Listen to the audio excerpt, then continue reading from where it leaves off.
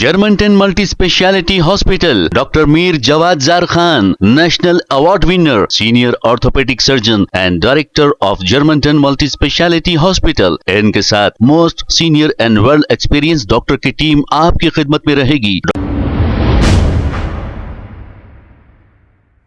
अस्सलाम वालेकुम नाज़रीन, 7H न्यूज़ सच को रखे आपके आगे। कल शहर में बहुत ही तेज हवाएं चल रही थी, जिसके नतीजे में बारकस सलाला के इलाके में एक खदीम दरख्त की कुछ शाखें गिरती हुई नजर आई हैं।